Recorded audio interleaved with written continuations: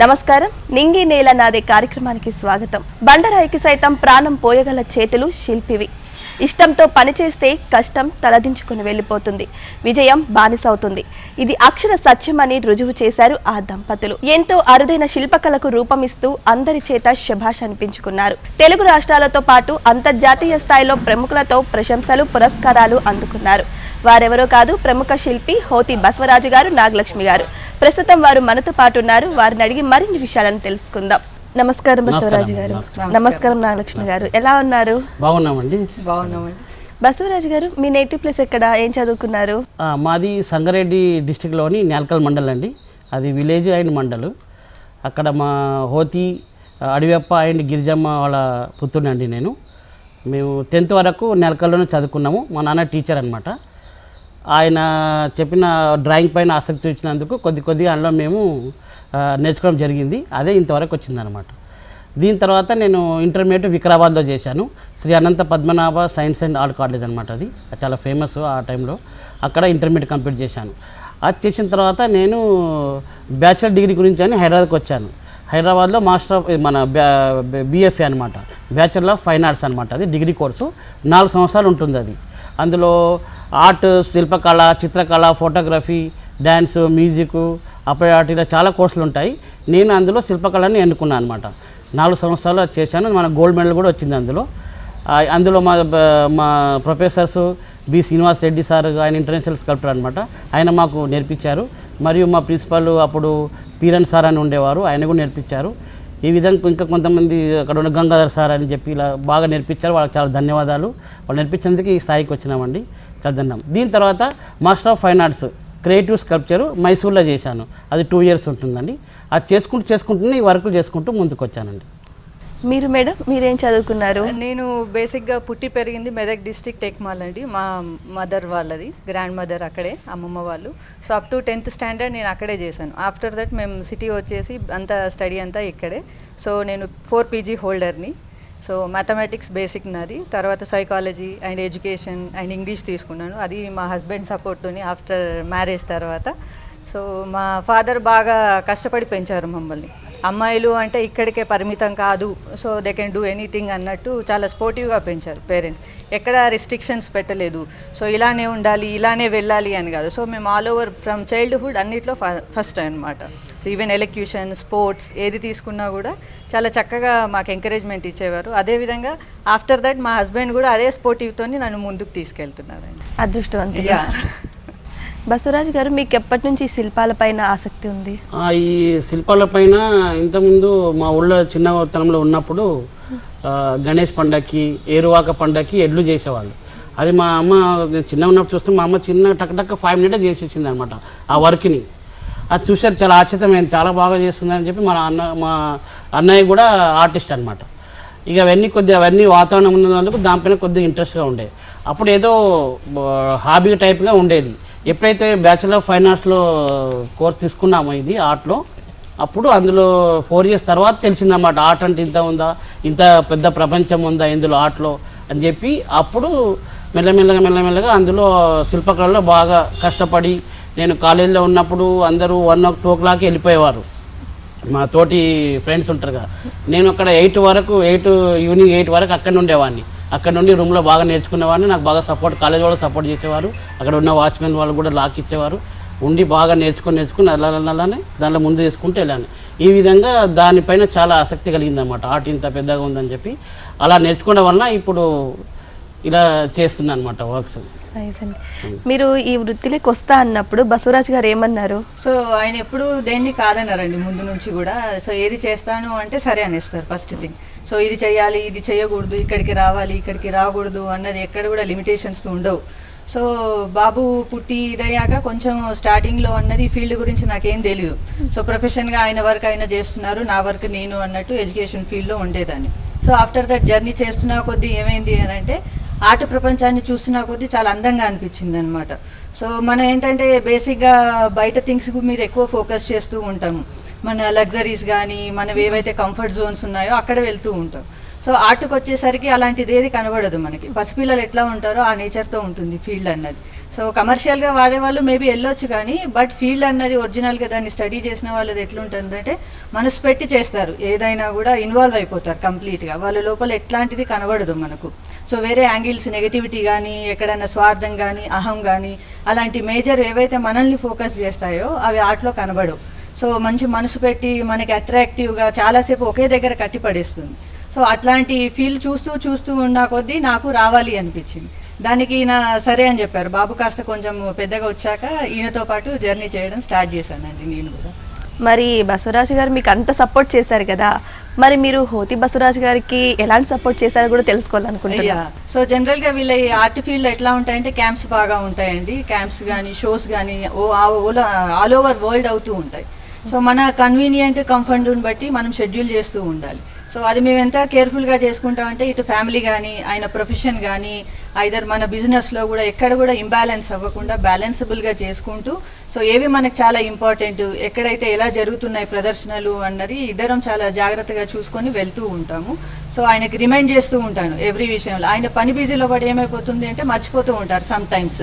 So ఈ రోజు జరగాల్సింది మేబీ రేపు అన్నట్టు పెట్టుకుంటూ ఉంటారు. అలాంటిది బిఫోర్గానే రిమైండ్ చేసుకుంటూ ఉంటాము, ప్లాన్ఫుల్గా ఉంటాం అనమాట. ఆయనకి ఎప్పుడు ఏంటి షెడ్యూల్ అన్నది బాగా గుర్తు చేస్తూ ఉంటానండి ఆ విషయంలో. బసవరాజు గారు మీ నోటు కూడా వినాలనుకుంటున్నాం, నాగలక్ష్మి గారు మీకు ఎలాంటి సపోర్ట్ చేస్తారు? చాలా సపోర్ట్ చేశారు. నేను ఏంటంటే వర్క్లో ఎప్పటికీ బిజీ ఉండేవాడిని అనమాట. మనకు సండే కూడా నేను వర్క్ చేసేవాడిని. ఏదైనా కాంపిటీషన్స్ ఉన్నా ఏమైనా ఎగ్జిబిషన్స్ మాతోటి కళాకారులు కానీ మా ప్రొఫెసర్స్ కానీ పెద్ద గ్రేట్ ఆర్టిస్టులు కానీ వాళ్ళ షోలు వాళ్ళ ఇంటర్వ్యూస్ వాళ్ళ క్యాంప్స్ ఉండేవి అనమాట. అవి ఉన్నాయిలే అని చెప్పేసి వర్క్ మీద ఉండి ఆ డేట్లో మర్చిపోయేవాడిని. చూస్తే టైం అయిపోయేది. అది అక్కడ వెళ్ళేది ఉందంటే అది నిన్న అయిపోయిందని చెప్పేవారు అనమాట. అందులో ఈమె బాగా గుర్తుపెట్టేసుకొని ఎప్పుడు ఏముంటాయి అన్నీ నాకు ఎంబడెంబడి చెప్పేది. మరి కొన్ని మేము వర్క్ తీసుకుంటాం గవర్నమెంట్ కానీ ప్రైవేట్ తీసుకున్నప్పుడు ప్రాజెక్ట్స్, అవి మేము టైము చేసుకుపోతే చాలా టైం వెళ్ళిపోతుంది. మేము వాళ్ళకు చెప్తాము ఈ టైంలో అయిపోతుందండి అని చెప్తాము. మేము వర్క్ చేసేటప్పుడు ఆ టైం పక్క పెట్టేస్తాం అనమాట. ఇంకా బాగా రావాలి ఇంకా మంచి రావాలని చెప్పి దాని మీదనే ధ్యాస ఉంటుంది కానీ టైం మీద ఉండదు అనమాట. అప్పుడు ఈమె మధ్యలో గుర్తు చేసేది, వాళ్ళ టైం వస్తుంది 1 వీక్లో వాళ్ళకి ఇవ్వాలి తొందరగా చేయండి అని చెప్పి గుర్తు చేసేది అనమాట. అప్పుడు వేరే ఏమైనా లేట్గా ఉన్న పక్క పెట్టేసి కొత్తగా ఇచ్చే వాటికి మేము తొందరగా వాటి చేసాము. ఈ విధంగా మేము సపోర్ట్ చేసుకుంటూ వచ్చింది. బయట ఎగ్జిబిషన్స్ ఆర్ట్ ఫెయిర్స్ చాలా జరుగుతుంటాయి ఇండియన్ లెవెల్లో. వాటికి కూడా ఇంతకుముందు నేను వెళ్ళేవాడిని కాదు. నేను వర్క్లో బిజీ ఉండి నేనే ఉండేవాడిని ఈ ప్రపంచంలోనే. అయితే అది ఒక పెద్ద ప్రపంచం ఉంది మోడర్న్ ఆర్ట్. అందులో కూడా మెల్లగా వచ్చిన తర్వాత మెల్లమెల్ల అందులోకి రావడం, ఇంట్రెస్ట్ చూపించడము, మెల్లమెల్ల టైం ఇవ్వడం జరిగిందనమాట. అందులో బాగా సపోర్ట్ చేసింది నాకు. నాగలక్ష్మి గారు, ఈ కళాకాండలోకి ఎంట్రీ అవ్వకముందు మీరు ఏం చేసేవారు? నాది టీచింగ్ ప్రొఫెషన్ అండి. బేసిక్గా నేను టీచర్గా చేసి ఆ తర్వాత లెక్చరర్గా చేశాను. తర్వాత కూడా ఓన్ ట్యూషన్స్ రన్ చేసేదాన్ని ఇన్స్టిట్యూట్ లాగా పెట్టుకొని. రెస్పాన్స్ బాగా ఉండేది ఎందుకంటే నాకు ప్యాషన్ చిన్నప్పటి నుంచి కూడా టీచింగ్ అన్నది బాగా ఇంట్రెస్ట్. బాగా చెప్పాలి పిల్లలకి, బాగా చేయాలి. జనరేషన్ అది నెక్స్ట్ జనరేషన్, మనం వాళ్ళని తయారు చేస్తున్నాం. సో మనకున్న వర్త్ఫుల్ ఎడ్యుకేషన్ అన్నది పిల్లలకు సమంగా వెళ్ళాలి, వాళ్ళ లోపల ఉన్న భయాన్ని అవన్నీ తీసేదాన్ని. సో యాక్చువల్గా ఆఫ్టర్ దట్ కూడా సైకాలజీ ఇలాంటివి చేయడం వల్ల ఏమైంది అని అంటే ఆపోజిట్ పర్సన్స్ది మనం మెంటాలిటీ తెలుసుకోవడం కానీ, వాళ్ళు ఏ విధంగా ఫీల్ అవుతున్నారు, ఏ దానికి ఫియర్ అవుతున్నారు, ఫోబియా ఏంటి కిడ్స్లో మెయిన్గా ఉండేది. సో ఆ విధంగా మ్యాథ్స్ అంటే చాలా భయపడతారు జనరల్గా కిడ్స్, అదంటే అదేదో సంథింగ్ అన్నట్టు భయపడిపోతారు. సో అలాంటిది లేకుండా చాలా కంఫర్ట్ జోన్గా బాగా వెళ్ళేవాళ్ళం అనమాట. ఈవెన్ నా కోలీగ్స్ కానీ, నా టీచర్స్, నాతో ట్రావెల్ చేసిన వాళ్ళు కానీ, ఫ్రెండ్స్ కానీ, కమ్యూనిటీ చాలా బాగుండేది నాది. సో ఆ విధంగా ట్రావెల్ చేస్తూ గడిపానండి అప్ టు సమ్ టైం వరకు. సో ఆఫ్టర్ దట్ దీంట్లోకి ఎంటర్ అవ్వడం వల్ల అది మిగిలిపోయింది, but it will be continued. అది ఎప్పుడు అన్నది ఏంటంటే ఈ షెడ్యూల్ చాలా బిజీగా ఉంటుంది, మనం చూసేలోపు డేస్ అయిపోతూ ఉంటుంది ఆర్ట్ ఫీల్డ్ అన్నది. సో ఇంత ఇదిగా ఇచ్చి నన్ను ఈ కంపెనీకి ప్రొప్రైటర్గా మా హస్బెండ్ పెట్టుకోవడం అన్నది really hats off to him అండి. బసవరాజు గారు, ఇప్పటి వరకు మీ చేతిలో ఎన్ని కళాఖండాలు రూపుదిద్దుకున్నాయి, మీకు బాగా పేరు ప్రఖ్యాతలు తెచ్చిన వాటి గురించి చెప్తారా? ఇందులో మేము ఇంచుమించు మనకు 1000 పైన చేశానండి. కౌంటింగ్ అసలు లేదు, అంతగా చేశాను. చాలా టూరిజంలో ప్లేస్లో ఉన్నటువంటి మేము స్టడీ చేసుకుంటూనే వర్క్ చేసేవాడిని. నేను ఇక్కడ స్టడీ అయ్యేది, ఇక్కడ వర్క్ చేసేవాడిని. ఇలా వర్క్ చేసుకుంటూ టూరిజం ప్లేస్లో చాలా వర్కులు చేశాను. మరియు మన ఆంధ్ర, మహారాష్ట్ర, తెలంగాణ, ఆంధ్రప్రదేశ్ ఇలా మన పక్కన చుట్టుపక్కల ఉన్నటువంటి స్టేట్లు ఉన్నాయి కదా, స్టేట్లలో కూడా చేశాను. నేను చాలా మట్టుకు శివాజీ మహారాజు చేశాను. శివాజీ మహారాజ్ అంటే వాళ్ళందరూ మహారాష్ట్రకి వెళ్ళేవారు ఎవరికైనా కావాలంటే. మహారాష్ట్రకి ఎందుకు వెళ్తున్నారు, మన దగ్గరనే ఉన్నా అని చెప్పి దాని మీద బాగా ఫోకస్ చేశాను శివాజీ మహారాజ్ పైన. అది ఎక్కువ టైం తీసుకొని ఒక మంచి దాని ఒక ఆకారం తీసుకొచ్చేసి వాళ్ళకు తగ్గట్టుగా ఒకటి 9 ఫీట్ నుంచి 15 ఫీట్ వరకు ఒక 3 రకాలుగా చేశాను. మరియు కుర్చీ పైన కూర్చున్న సింహాసనం పైన కూర్చొని చేశాను. అది చాలామంది నచ్చింది ఇక్కడ ఉన్న వాళ్లకు. అక్కడ మహారాష్ట్రాన్ని పోవడం మానేసి మన దగ్గర తీసుకుపోతున్నారు. దీని తర్వాత మహాత్మా బసవేశ్వరుడు, ఈయన సోషల్ రిఫార్మరు, కర్ణాటకలో చాలా ఫేమస్. ఈయన కూడా చాలా చేసుకుంటూ అందులో చాలా వట్టుకు అందరూ వేరే కర్ణాటక ఉన్నట్టుగా మన దగ్గర వచ్చి తీసుకుంటున్నారు అనమాట. ఇందులో ముఖ్యంగా నేను 12 ఫీట్ హైట్ బ్రాంజ్ స్టాచ్యూ మన ట్యాంక్ బండ్ ఉంది కదండి హైదరాబాద్లో, ఆ ట్యాంక్ బండ్ మీద మేము మన కేసీఆర్ గవర్నమెంట్ వచ్చినప్పుడు మొట్టమొదటిగా లింగాయ సొసైటీ వాళ్లకు అవకాశం ఇచ్చారనమాట పెట్టుకోండి అని. అప్పుడు మేము ఏం చేసామంటే అది ఆ వర్క్ నాకు వచ్చింది. నేను అక్కడ వెళ్ళి డే నైట్ కష్టపడి వితిన్ 40 డేస్లో చేసామన్నమాట. అది యాక్చువల్ 6 మంత్స్ వరకు కావాలి ఒకని, కానీ డే నైట్ మెలకు ఉండి చేసి ఎక్కువ వర్కులు పెట్టుకొని దాన్ని అద్భుతంగా చేసి మా ట్యాంక్ బండ్ పైన అది పెట్టామండి బ్రాంజ్ స్టాచ్యూ. ఈ విధంగా మరియు జోడేఘాటులో ఒక మ్యూజియం తయారు చేసామండి. జోడేఘాటు కుమ్రం భీమ్ అని ఉంటాడు ఆయన. కుమ్రం భీమ్ది ఆయన జీవిత చరిత్ర ఎలా ఉంది అది తయారు చేశాను. దాని తర్వాత మన శ్రీశైలం దేవస్థానం ఉంది కదండి, అక్కడ ట్రైబల్స్ ఆదివాసీ మ్యూజియం అనమాట. చెంచులు ఉంటారు అక్కడ ఎక్కువ. అయితే ఈ డిపార్ట్మెంట్లో ఉన్న సార్ వాళ్ళు చాలా ఈయన తక్కువ టైంలో చేస్తారు, మంచిగా చేస్తారని చెప్పేసి మనకు ఎక్కువ వాళ్ళు పిలిచేవారు అనమాట. నేను వెళ్ళేసి మిగతా వరకు ఉన్నా పక్క పెట్టేసి వాళ్ళు అనుకున్న టైంలో వాళ్ళకి టైం ఉండేది కాదు. టైం లేనప్పుడే మనకు చెప్పేవారు. మేము పోయి టక్కటక్క చేసేవాళ్ళము. అక్కడ ఆదివాసీ మ్యూజియం ఉంటుంది, చెంచు మ్యూజియం అని శ్రీశైలంలో, అది మనం చేసాము. తర్వాత మన్నూరు అని చెప్పి టైగర్ రిజర్వ్ ఉంటుందండి పోయేటప్పుడు స్టార్టింగ్లో, అక్కడ ఒక చెంచు ఆదివాసీ మ్యూజియం. వాళ్ళు ఎలా జీవన విధానం సాగిస్తారు, ఎలా వాళ్ళు ఫుడ్ను కలెక్ట్ చేస్తారు, ఎట్లా వాళ్ళకు జ్వరం వచ్చినప్పుడు ఎట్లా హాస్పిటల్కి వెళ్తారు, ఇవన్నీ ఘట్టాలు ఉన్నాయన్నమాట. వాళ్ళు అడవిలో దొరికే వనమూలికలను తీసుకొని సేకరించి వాళ్ళు ఒక స్టాల్ మాదిరి గవర్నమెంట్కి ఇచ్చి వాళ్ళ బియ్యం నూనె తీసుకొని ఇవన్నీ కళ్ళకు కట్టేట్టుగా నేను రూపాలు చేసేసి అట్లా ఘట్టాలుగా పెట్టామన్నమాట. అది మన్నూరులో ఉంటుంది, శ్రీశైలంలో ఉంటుంది, చాలా బాగుంటుంది. అది చాలామంది అది చూసి మాకు చాలా ఫోన్లు చేశారు, చాలా ప్రశంసలు చేశారు దాన్ని మనకు వాళ్ళు. ఇది చేసుకుంటూ మళ్ళీ కొన్ని గవర్నమెంట్ డిపార్ట్మెంట్స్ ఉంటాయి, హెల్త్ డిపార్ట్మెంట్స్ కానీ, ఈ వికలాంగుల డిపార్ట్మెంట్ కానీ, మళ్ళీ సైన్స్ రీసెర్చ్ సెంటర్ వాళ్ళు కానీ చాలా వరకు చాలా శిల్పాలు చేశారండి. ధన్వంతరి అని చెప్పేసి అది మనమే క్రియేట్ చేసి చాలా అందంగా చేస్తే వాళ్ళు చాలా మెచ్చుకున్నారు. ఇది ఎక్కడ కూడా లేదు, మీరే మంచిగా చేశారని చెప్పి వాళ్ళు కూడా మెచ్చుకున్నారు, రీసెర్చ్ సెంటర్ వాళ్ళు. ఈ విధంగా చేసుకుంటూ వస్తుందండి. చాలా వరకు చాలా విగ్రహాలు చాలా బాగుంటాయి. కూర్చున్న సిట్టింగ్ అంబేద్కర్ కూడా కొత్తదనంలో చేసాము. అందరూ కూర్చున్నట్టుగా ఉంటుంది. నేను కూర్చొని కూడా ఆయన వాదిస్తున్నట్టుగా డిమాండ్ చేస్తున్నట్టుగా అంబేద్కర్ స్టాచ్యూ కూడా చేశాను. కళాకారులని ఊరుకునే అన్నారండి. మీ మాటలు విని నాకే అర్థమయ్యింది. నాగలక్ష్మి గారు, మీకు బాగా నచ్చిన శిల్పాల గురించి చెప్పండి. ఈయన చేసే ప్రతి వర్క్ చాలా అందంగా ఉంటుందండి. సో కళ అంటే బసవరాజ్ గారు అంటే కళ అని చెప్పొచ్చు. సో ఏదైనా ఇక్కడ డిఫెక్ట్ ఉంది అని మనం చెప్పలేం. సో అప్ టు ఇప్పటి వరకు చేసిన దాంట్లో మ్యాక్సిమం మోడర్న్ తీసుకోండి, నాయకులను తీసుకోండి, ఐదర్ మనం ఇప్పుడు చాలామంది వాళ్ళ పేరెంట్స్ని కోల్పోతూ ఉంటారు, వాళ్ళని రిమెంబరింగ్గా పెట్టుకోవాలనుకుంటారు. సో అలాంటి ఫీచర్స్ని మనం చూసినప్పుడు వాళ్ళు వచ్చి నాకు చెప్పే థ్యాంక్స్ ఉంటుంది చూడండి, అది మనం ఏం పెట్టినా కూడా వెలగట్టలేదు. అక్కడ మాత్రం ఇంకా ఏ అవార్డు పనికిరాదనమాట. సో ఇలాంటివి మనం చూస్తూ ఉన్నప్పుడు చాలా బాగా అనిపిస్తుంది. మేజర్గా ఈయన చేసిన దాంట్లో హెలెన్ కెల్లర్ కానీ, సో ధన్వంతరి కానీ, బసవేశ్వరుడు, సో సోషల్ రిఫార్మర్, చాలా ఎక్కడ చూసినా కూడా ప్రతి ప్లేస్లో ఈయన చేసిన స్టాచ్యూసే ఉన్నాయి. బసవేశ్వర్ అనగానే బసవరాజ్ గారు అంటారు ఎవరైనా కూడా. సో అంత మనకి ప్రశాంతత కానీ, అట్రాక్టివ్నెస్ కానీ, దాంట్లో కళ, మొహంలో కళ కానీ, ఎక్కడైనా మనం చూస్తూ ఉన్నప్పుడు బాడీ అంతా ఒక విధంగా ఉంటుంది, ఫేస్ ఒక విధంగా ఉంటుంది. సో అంటే సూటబిలిటీ అనేది ఉండదు స్టాచ్యూకి. సో వీళ్ళది ఎట్లా ఉంటుందంటే బేసిక్ స్టడీయే అబౌట్ స్టాచ్యూస్. సో కాబట్టి ఎంత మెజర్మెంట్తో ఏది తీసుకోవాలి, ఎంత కొలతతో ఎలా పెట్టాలి, కన్నుకు ఎంత ఉంటుంది, ముక్కుకి ఎంత ఉంటుంది అన్నది పర్ఫెక్షన్ ఉంటుంది. సో ఆ పర్ఫెక్షన్ తగ్గట్టు సావిత్రిబాయి పూలే కానీ, మదర్ తెరీసా కానీ, ఇలాంటి మంచి మంచి స్టాచ్యూస్ చాలా చేశారండి. సో అవన్నీ అప్రిషియేటబుల్ అయిన వర్క్స్ అన్నీ కూడా. నైస్ అండి. ఇంకోటి ఇక్కడ ఆదిలాబాద్ డిస్టిక్ అండి, మన నిర్మల్లో రాణా ప్రతాప్ చేశారండి. మొట్టమొదటిసారిగా హైదరాబాద్లో మన తెలంగాణలో రాణా ప్రతాప్ 15 ఫీట్లు అండి, 15 ఫీట్ హైటు. అక్కడ ఒకటి లేక్ ఉంటుంది ట్యాంక్ బండ్ మాదిరిగా నిర్మల్లో. అక్కడ ఇంద్రకాంత్ రెడ్డి గారు వచ్చి ఓపెన్ చేశారు. ఆయన స్టేజ్ పైన పిలిచి మెచ్చుకున్నారు, చాలా బాగా చేశాను. మొట్టమొదటి ఇక్కడ చూశాను, ఎక్కడనో అక్కడ మహారాష్ట్రలో అక్కడనే జైపూర్లో చూసేవాళ్ళము. ఇక్కడ రాణా ప్రతాప్ నిజంగా గుర్రం పైన వస్తున్నట్టుగా చేశారని చెప్పి చాలా మెచ్చుకున్నాడు. అది 15 ఫీట్లు ఉంటుందండి.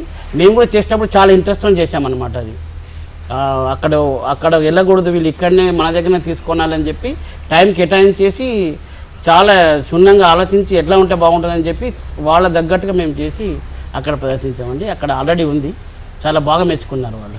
మీరు ఇన్ని కళాఖండాలు చేశారు కదా, కళాఖండాలు చేసేటప్పుడు ఎలాంటి జాగ్రత్తలు తీసుకుంటారు? మేము చేసేటప్పుడు ఏం చేస్తామంటే డ్యూరేబుల్, ఎక్కువ రోజులు ఉండాలి, అది వరకు ఎక్కువ మన్నిక ఉండాలని చెప్పేసి మేము ఆలోచిస్తుంటాము. చాలా మందంగా వేయడము, లోపల ఎక్కువ రెయిన్ఫోర్స్ ఎక్కువ ఈ వెదర్కు మన ఖరాబ్ కానట్టుగా అది చెడిపోకుండా దానికి ఎక్కువ మందం వాడడం కానీ అవి చేస్తుంటాము. దీని తర్వాత దానిపైన వాడే పెయింట్స్ ఉంటాయి. ఈ పెయింట్ మనం డీకో పెయింట్స్ అని మనం కార్లకు వెహికల్స్కి వేసే పెయింట్స్ మేము వీటికి వాడతాం అనమాట. ఇవి వాడడం వల్ల ఏమిటిందంటే అదొక వస్తువు యొక్క మెటీరియల్ చాలా రోజులు ఉంటుందన్నమాట, 80 సంవత్సరాల వరకు కూడా ఉండే అవకాశం ఉందన్నమాట.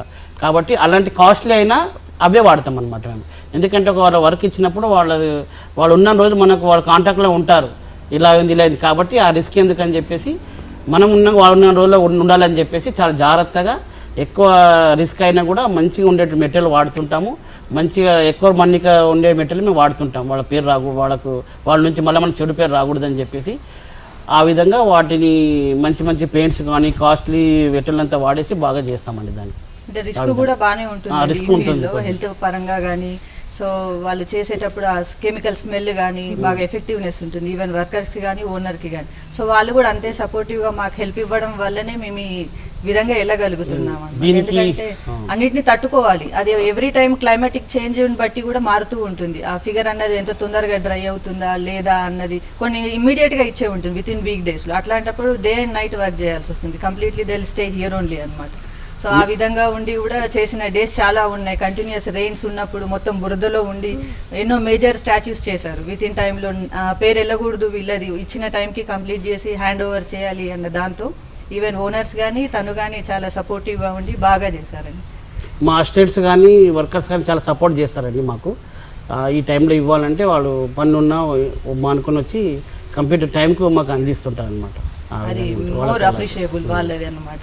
సో మనం ఒకరినే ట్రావెల్ చేయలేము ఈ విషయంలో, మనతో పాటు మన దాంట్లో ఉన్న వాళ్ళందరూ కూడా సేమ్ సపోర్టివ్ ఇస్తేనే ముందుకెళ్ళగలుగుతాం. అది మేబీ మన వాళ్ళు కావచ్చు, ఈవెన్ మన తోటి అసిస్టెంట్స్ కావచ్చు, మనల్ని నమ్ముకున్న వాళ్ళు కావచ్చు. అరే వీళ్ళకే ఇవ్వాలి ఆర్డర్ అన్న ఫీల్తో ఉంటారు చాలామంది. మేము వెయిట్ చేస్తాం సార్, మీకు ఎంతసేపు అయినా పర్లేదు అంటారు. సార్ నేను ఇట్లా బిజీ ఉన్నాను అంటే పర్లేదు, మాకు ఒక 1 year అయినా సరే మీరు ఆర్డర్ తీసుకొని ఇవ్వండి అనే వాళ్ళు కూడా ఉన్నారండి. సో అట్లాంటి వాళ్ళకి మనం కృతజ్ఞత చెప్పుకోవచ్చు అనమాట. ఇప్పుడు ఒక కస్టమర్ వచ్చి ఆర్డర్ ఇచ్చిన తర్వాత ఆ కళాఖండ పూర్తి అవ్వాలంటే ఎన్ని డేస్ పట్టొచ్చు అంటారు? మనకు వాళ్ళు ఇచ్చే కళాఖండం పైన ఆధారపడి ఉంటుందండి. యాక్చువల్లీ మనకు 1 month కావాలి. జర పెద్ద సైజ్ ఉందనుకోండి 45 days కావాలి. వాళ్ళు అంటారు మాకు లేదు, మాకు 10 days ఉంది, ఇనాగ్రేషన్ ఉంది, మేము ఆల్రెడీ అక్కడ మేము చెప్పాము పెడతామని చెప్పేసి అని అంటారు. అప్పుడు మేము చేస్తే డే అండ్ నైట్ చేయాల్సి వస్తుంది అనమాట. 45 daysలో మేము 10 daysలో చేస్తాము. ఎక్కువ ఆర్టికల్ తీసుకొని ఎక్కువ మన తోటి అసిస్టెంట్ తీసుకొని వర్కర్ తీసేసుకొని దాన్ని డే అండ్ నైట్ కష్టపడి కంప్లీట్ చేస్తాం. యాక్చువల్లీ ఒక వర్క్ మంచి కావాలంటే మనకు 1 month ఉండాలి. హాఫ్ సైజ్ ఉందనుకోండి 1 month ఉండాలి, ఫుల్ సైజ్ ఉంటే 45 days వరకు మనకు సమయం తీసుకుంటుందండి. యాక్చువల్లీ ఎక్కువ సమయం తీసుకున్న వర్క్లు చాలా బాగుంటాయి, ఎక్కువ రోజులు మన్నికి ఉంటాయి. పేషెన్స్ ఉండాలి మెయిన్. వాళ్ళకి కూడా ఇచ్చేసాం ఇవ్వండి అనకుండా.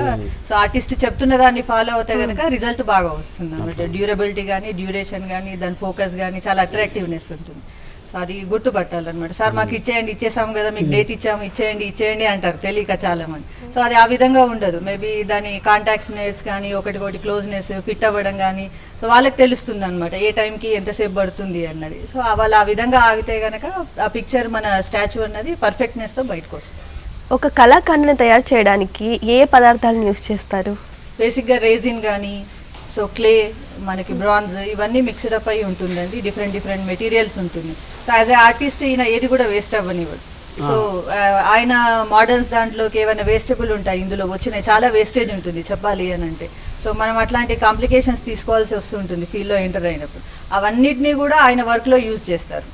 సో ఈ రెజిన్ ఇట్లాంటివి అనేవి మనకి ఎక్స్పెన్సిబుల్. సో వాటిని ఓన్లీ మనం స్టాచ్యూ మేకింగ్కి వాడతాం. బ్రాంజ్ కానీ, రెజిన్ కానీ, సో ఎఫ్ఆర్పి మెటీరియల్స్ రిలేటెడ్ ఉన్నాయన్నీ కూడా స్టాచ్యూ మేకింగ్కి వాడతారు. అందులో వచ్చిన ఏదైతే వేస్ట్ ఉంటుందో తన ఎడ్యుకేషన్లో ఏది చదువుకున్నారో దాన్ని ఇంప్లిమెంట్ చేయడానికి అవి యూజ్ చేస్తూ ఉంటారండి మ్యాక్సిమంగా, వేస్ట్ అవ్వకుండా. సో వేస్ట్ టు బెస్ట్ అన్నది కాన్సెప్ట్ అయినది. నేచర్కి కోఆర్డినేట్ అవుతూ దాన్ని ఎట్లా ప్రమోట్ చేయాలన్నది మాక్సిమం చూపెడుతూ ఉంటారు. పబ్లిక్కి అవేర్నెస్ కానీ మనం ఎలా వాడచ్చు ఒక వేస్ట్ పదార్థాన్ని అలా పారేయకుండా మళ్ళీ రీయూజ్ ఎలా చేసుకోవచ్చు, దీన్ని ఎలా బెనిఫిట్ అవ్వచ్చు పబ్లిక్ కూడా అన్నది బాగా చూపెడుతూ ఉంటాం జనరల్. ఇప్పుడు వాతావరణం ఎలా ఉంటుందంటే ఉన్నట్టుండి ఎండలు వస్తున్నాయి, ఉన్నట్టుండి వర్షాలు వస్తున్నాయి.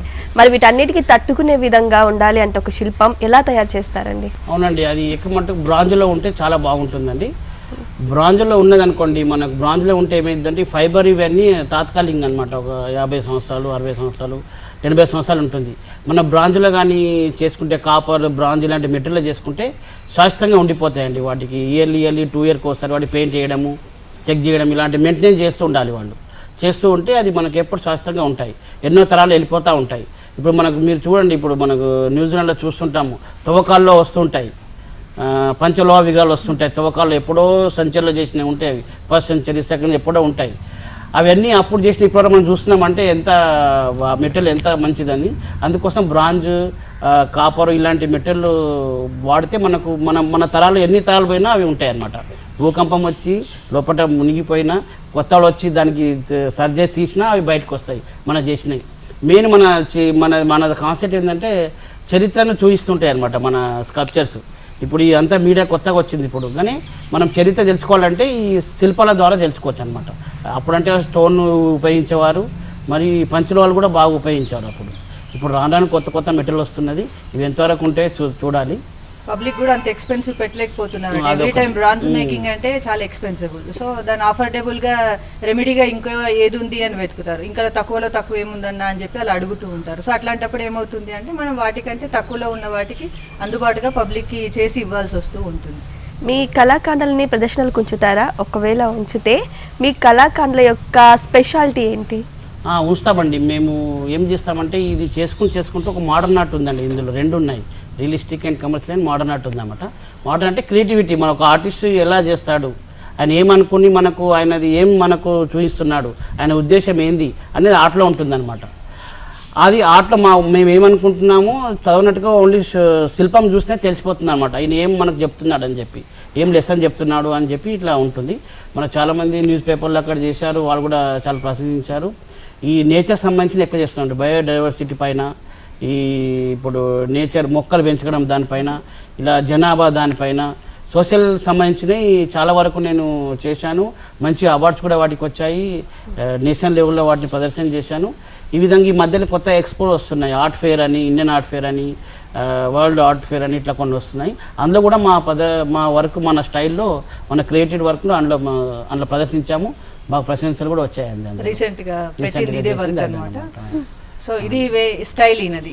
సో ఆర్టిస్ట్ స్టైల్ అనమాట. మనకు అలా 3 అన్న వేవ్స్ లో ఉంటుంది ఏదైనా. అంటే పర్టికులర్ గా ఒక్కొక్క ఆర్టిస్ట్ కి ఒక్కొక్క స్టైల్ ఉంటుంది. సో పలానా ఆర్టిస్ట్ అనగానే స్టాచ్యూని చూడగానే లేదా పెయింటింగ్ చూడగానే ఇది ఈయన వేశారు అన్నట్టు ఉంటుంది. సో అకార్డింగ్ టు ఈయన స్టైల్లో ఇలా 3 వేవ్స్ ఫామ్ లో ఉంటుంది అనమాట. సో ఎక్కడ చూసినా కూడా మనం గుర్తుపట్టేయగలం ఈజీగా, ఐదర్ పెయింటింగ్ కానీ స్టాచ్యూ కానీ అలా చూడగానే ఇది ఈయన చేశారు, ఈ శిల్పి చేశారు అన్నది పబ్లిక్ గుర్తుపడుతూ ఉంటుంది. ఈ ఆర్టిస్టుల క్రియేటివిటీ ఎప్పుడుంటుందంటే, మన ప్రపంచంలో ఉన్న ఎన్ని కోట్ల మందిలో మన వర్క్ అక్కడ పెట్టామనుకోండి, ఇది ఆర్టిస్ట్ అని చెప్పాలన్నమాట. మనం సేమ్ టు సేమ్ కన్ఫ్యూజ్ అయిపోతుంది. ఎన్ని కోట్ల ఉన్నా ఇది ఆ వ్యక్తిది అని చెప్పాలంటే ఆయన క్రియేటివిటీ అనమాట. ఆయన క్రియేటివిటీ అందులో చూపిస్తాడు, ఆయననే చూపిస్తాడని చెప్పేసి అట్లా ఇందులో ఫైండ్ అవుట్ చేస్తారనమాట. ఆ విధంగా మేము ఈ ఫామ్ని చేసుకున్నాం అనమాట. మీ ఆర్ట్స్ని చూసి మెచ్చుకున్న ప్రముఖులు ఎవరైనా ఉన్నారా? చాలామంది ఉన్నారండి, చాలామంది ఉన్నారు. మన నాయకులు ఉన్నారు, అందులో ముఖ్యమైన నాయకులు ఉన్నారు, మంచి మంచి సైంటిస్టులు కూడా ఉన్నారు. మేము ఇక్కడ మన ఖమ్మం డిస్టిక్లో భక్త రామదాస్ ఒక స్టార్ట్ చేసామండి. అది మొట్టమొదటిసారిగా అంత హైట్ అక్కడ ఉంది, ట్యాంక్ బండ్ కన్నా హైట్ అనమాట. అది అక్కడ చేశాము. అది నేలకొండపల్లిలో ఉందన్నమాట. ఆయన భక్త రామదాస్ అక్కడనే ఉండే ప్లేస్ అనమాట. అది అక్కడ చిన్న బావి ఉంటుంది, ఆయన ఉన్న ప్లేస్ ఉంటుంది. ఆయన ఫస్ట్ రామదాసుది మన రాముంది చేసే ముందు అక్కడనే పూజ చేసేవాడు అనమాట. ఆయన అక్కడ నుంచి అంటే వెళ్ళాడనమాట. అక్కడ ఆయన నివాసం కోసమని మన టూరిజం, తెలంగాణ టూరిజం వాళ్ళు అక్కడ చాలా బాగా చేశారు. ఇప్పుడు అక్కడ ప్రజలపై చూడడము, సంగీత కచేరీలు నడుస్తుంది. ఎవ్రీ ఇయర్ ఆయన బర్త్డే సెలబ్రేషన్ కూడా జరుగుతాయి. వాళ్ళు మొత్తం సర్చ్ చేసి మన దగ్గరికి వచ్చి పెద్ద మనుషులు ఉన్నారు, వాళ్ళ కమిటీ వాళ్ళు ఉంటారు కదా, వాళ్ళు వచ్చి చూశారు. వాళ్ళది మన కంప్లీట్ చేసిన తర్వాత భక్త రామదాసు వాళ్ళు చాలా హ్యాపీగా ఫీల్ అయ్యారు. దీని తర్వాత వాళ్ళ సంతతి వాళ్ళు ఉన్నట్టు 8వ సంతతి వాళ్ళు ఉంటారనమాట. వాళ్ళు వచ్చారు. వాళ్ళకి ఎందుకు రమ్మన్నానంటే కొన్ని ఏమైనా ఫ్యూచర్స్ అందులో కనబడతాయేమని చెప్పి వాళ్ళు నేను ఇన్వైట్ చేశాను అనమాట. వాళ్ళు కూడా తీసుకొచ్చారు, 8వ సంతతి అంట వాళ్ళది.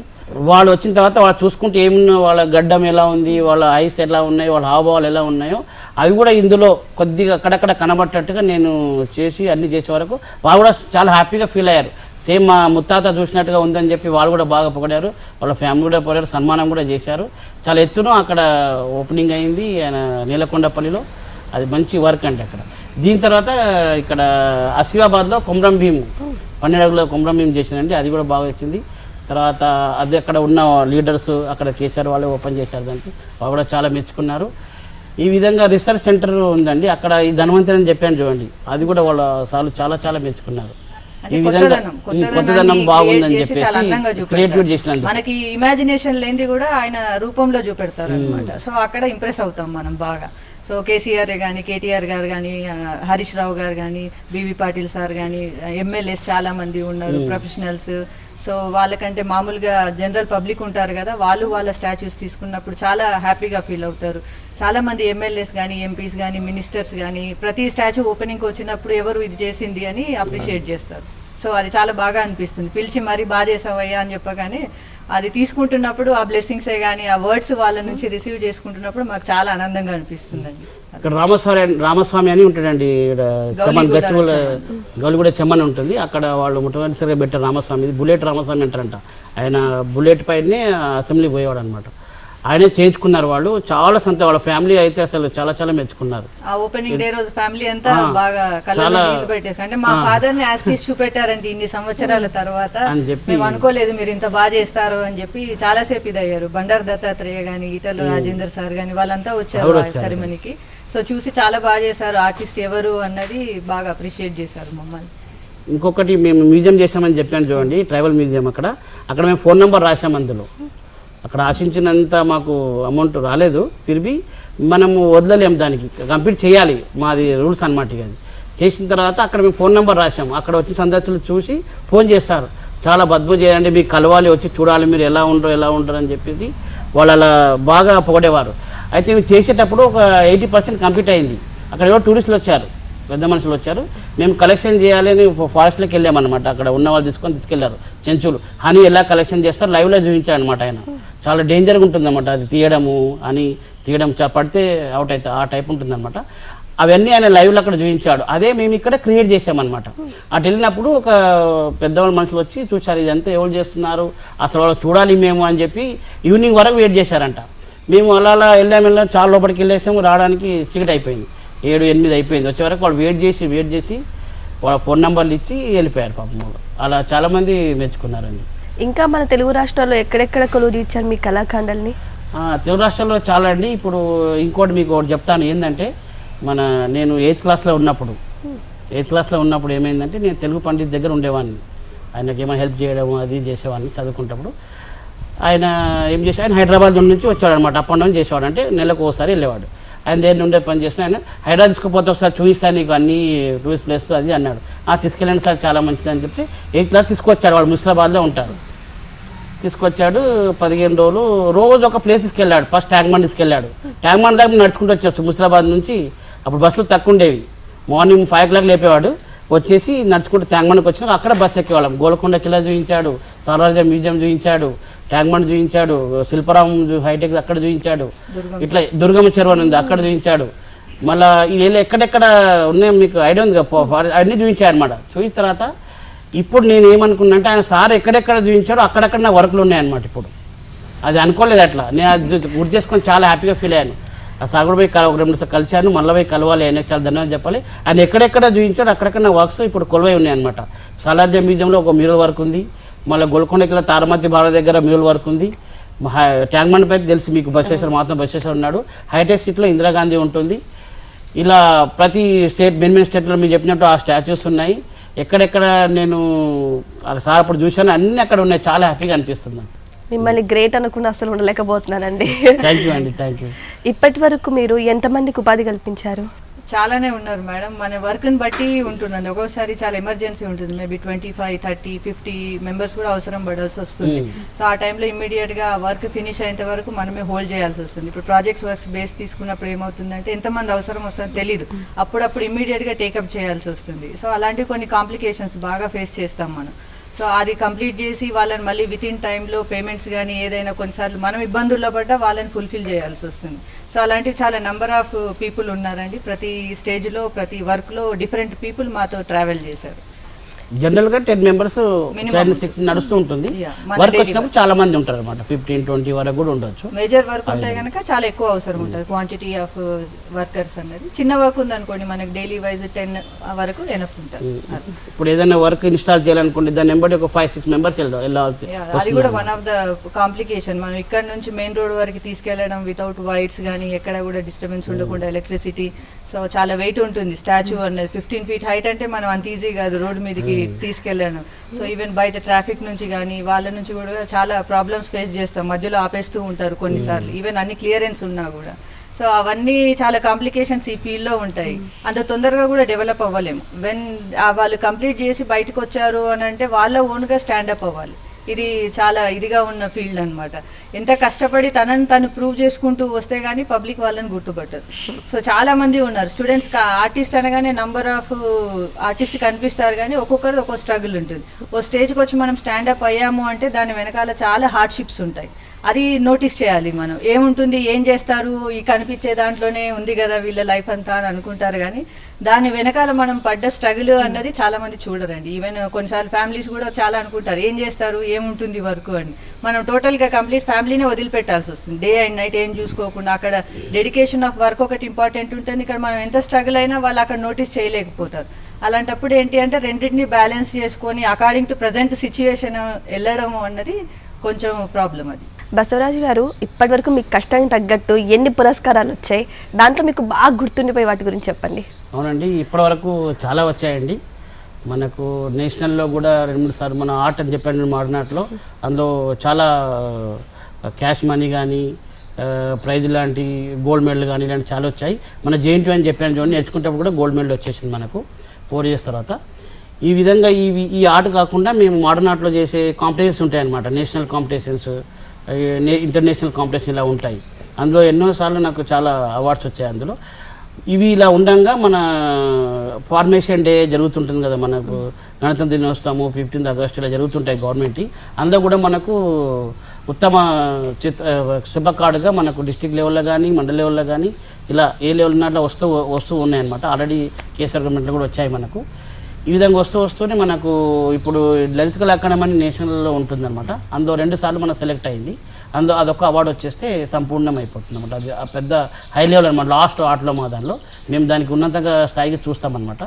అంటే సెలెక్ట్ కావడమే చాలా గొప్పతనం అనమాట. 1000 పైన వస్తాయి వాళ్ళకు ఏది ఎంట్రీస్. అందులో ఓన్లీ 200 వాళ్ళకి తీసుకుంటారు అనమాట. 200 లోపల 20 మెంబర్స్కి అవార్డు ఇస్తారు.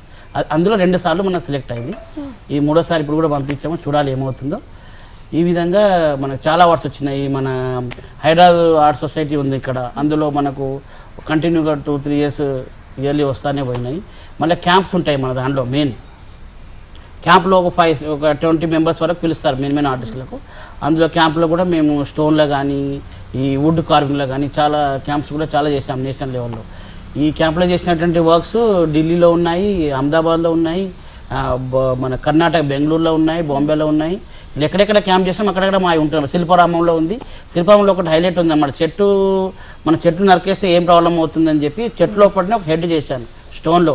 అది చాలా బాగా పేరు తెచ్చింది అనమాట. మనకు వాటర్ డ్రాప్ కోసం ఎదురు చూస్తుంటుంది అనమాట. పైకి ముఖం వేసి కింద చెట్టు ఉంటుంది స్టోన్, అందులో నుంచి హెడ్ వచ్చి ఎదురు చూస్తుంటుంది. అది చాలా బాగా పేరు వచ్చిందండి.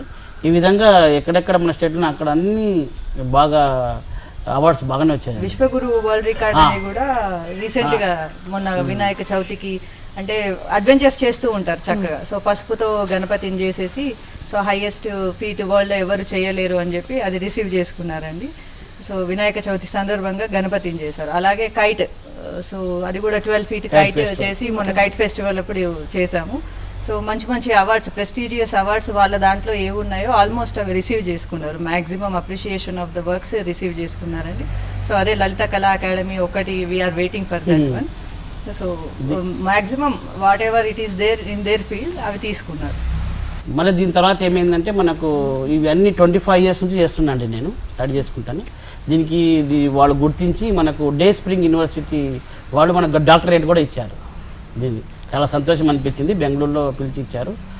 చాలా సంతోషం వచ్చి మా గురువులు గారు వాళ్ళందరూ అది ఆ వార్త విని చాలా సంతోషం మనకు బాగా కెరియర్ లో చాలా గ్రేట్ అండి. చాలా మైల్ స్టోన్సే ఉన్నాయి మీ లైఫ్ లో. అచీవ్ చేస్తూ 1 by 1 అచీవ్ చేసుకుంటూ ముందుకెళ్తున్నారు. మీరు తయారు చేసిన శిల్పాలలో ప్రఖ్యాతి చెందిన మహిళల శిల్పాలు కూడా ఉన్నాయా? ఉంటే వాటి గురించి చెప్తారా? మదర్ తెరీసా అండి. Maximum mother Teresa, Savitribai Phule. So one of the అందరం మనం అడ్మైర్ చేసే ఆవిడ.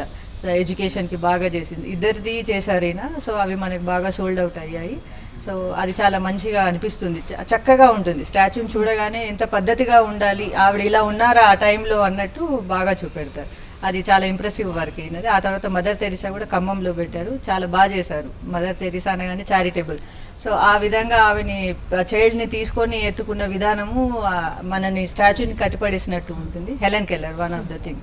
ఈవెన్ తను అన్ని రకాలుగా వికలాంగుల దాంట్లో ఉన్నా కూడా కృషి చేసిందనమాట.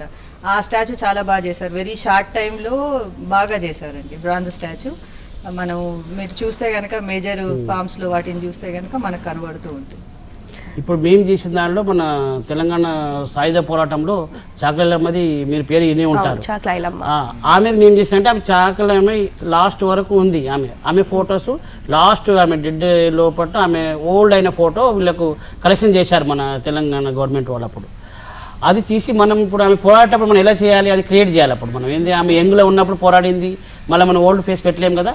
అప్పుడు మనము ఆ ఓల్డ్ ఫేస్ తీసుకొని తగ్గించుకుంటూ ఆ ముడతలు అవన్నీ తగ్గించుకుంటూ యంగ్గా ఆమె ఎలా ఉంది అది మనం క్రియేట్ చేసామండి. మొట్టమొదటి క్రియేట్ చేసేసి చాకలమ్మ మేము 6 feet నుంచి 12 feet వరకు 3 మధ్యగా చేశాము.